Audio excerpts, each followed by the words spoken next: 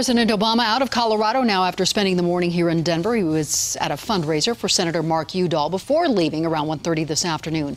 Now, earlier this morning, the president talking to a select audience at Cheeseman Park about the economy, saying his administration has added more jobs and cut the deficit in half. Well, 7 News always investigating, truth tracking the president's claims today. And 7 News reporter Marshall Zellinger is breaking it down. And Marshall, you picked 3 things from his speech. So what'd you find?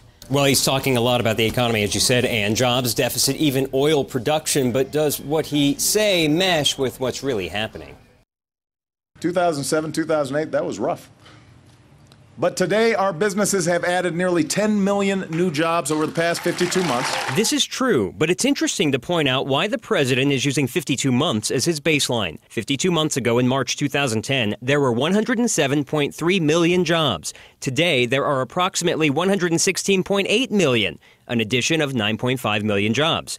But if we went back to when the president took office in January 2009, the increase is 5.5 million jobs. We cut our deficits by more than half. Cutting the deficit in half is also true, but you need to look at the deficit over the president's 2 terms. In 2009, he inherited a deficit of $1.4 trillion. The nonpartisan Congressional Budget Office projected the 2014 deficit to be $480 billion. While it's cut more than half, it's still greater than any other deficit by any other president. While producing more oil at home than we buy abroad for the first time in nearly 20 years. This data shows that's true. The column on the left is oil produced in the U.S. The column on the right, oil imported from other countries. Since October, the U.S. has produced more oil, but gas is still pricey. This chart by Bloomberg Businessweek, using data from AAA and the U.S. Energy Information Administration, shows the oil produced in the U.S. is also being exported across the globe.